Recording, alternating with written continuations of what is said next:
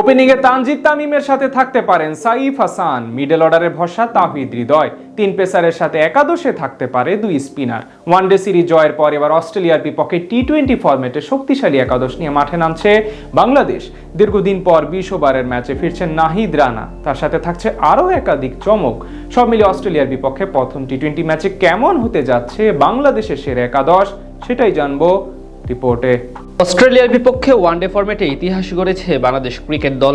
প্রথমবারের মতো এই ফরম্যাটে সিরিজ জিতেছে লাল সবুজ প্রতিনিধিরা। এবার মিশন টি-20 সংস্করণে। যদিও এই ফরম্যাটে এর আগে 2021 সালে অজিদের সিরিজ হারার লজ্জা দিয়েছিল সাকিব রিয়াদরা, এবার ঘরের মাঠে আরও একবার তাদের হারানোর সুযোগ পাচ্ছে লিটন বাহিনী।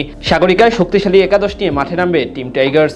এই ম্যাচেও বাংলাদেশের ওপেনিং পজিশনে থাকতে পারেন বামহাতি তানজিদ হাসান তামিম। ব্যাট হাতে সাদা বলের ক্রিকেটে বেশ ভালো সময় পার করছেন তিনি। শেষ কয়েক বছরে জাতীয় দলের নিয়মিত সদস্যে পরিণত হয়েছেন এই ব্যাটার। তার সাথে থাকতে পারেন ডানহাতি সাইফ হাসান। ওয়ানডে ফরম্যাটে সময়টা একেবারে খারাপ গেলেও টি-20তে বলা চলে নিজের চেনা ছন্দে আছেন সাইফ। যদিও গেল নিউজিল্যান্ডের বিপক্ষে 3 ম্যাচে তেমনভাবে প্রত্যাশা অনুযায়ী ব্যাট করতে পারেননি তিনি, তবে এই সিরিজে তার উপর থাকবে বাড়তি দায়িত্ব এবং চাপ। 3 নম্বর পজিশনে আস্থার নাম হতে পারেন অধিনায়ক লিটন কুমার দাস। ব্যাট হাতে তিনি অবশ্য আছেন দারুণ ছন্দে। ওয়ানডে সিরিজেও দারুণ ব্যাট করেছেন এই উইকেট কিপার ব্যাটার, তাই অধিনায়ক এবং দলের মূল ব্যাটার দুদিক থেকেই তার উপর থাকবে বাড়তি দায়িত্ব। মিডল অর্ডারে দেখা যেতে পারে পারভেজ হোসেন ইমনকে।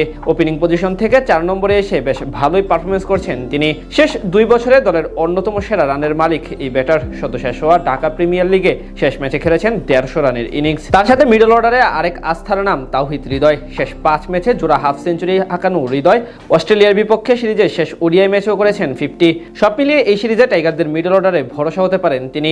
তাদের সাথে ফিনিশার হিসেবে থাকতে পারেন শামীম হোসেন পাটোয়ারি। নিউজিল্যান্ডের বিপক্ষে গেল সিরিজে 2 ম্যাচে 34 রান করলেও তার স্ট্রাইক রেট এমন পারফরমেন্স ছিল ম্যাচ জয়ের অন্যতম বড় কারণ। সেখান থেকে এই সিরিজেও তার কাছ থেকে তেমন ইম্প্যাক্টফুল পারফরমেন্স আশা করছেন সবাই। তাদের সাথে 2 স্পিনার হিসেবে থাকতে পারেন শেখ মাহাদি হাসান ও রিশাদ হোসেন। বর্তমানে টি-20 ফরম্যাটে বাংলাদেশের অন্যতম আস্থার নাম এই দুইটি।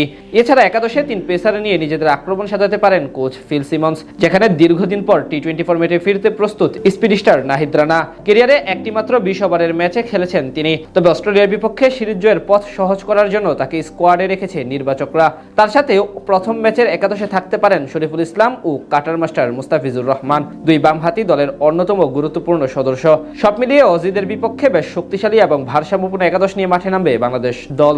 যদিও এই ফরম্যাটে এর আগে 2021 সালে অজিদের সিরিজ হারার লজ্জা দিয়েছিল সাকিব রিয়াদরা, এবার ঘরের মাঠে আরও একবার তাদের হারানোর সুযোগ পাচ্ছে লিটন বাহিনী। সেখানে বাংলাদেশ তাদের বিপক্ষে 4-1 ব্যবধানে সিরিজ জিতেছিল। এবারও তেমন কিছুরই পুনরাবৃত্তি করতে চাইবে লিটন মুস্তাফিজরা।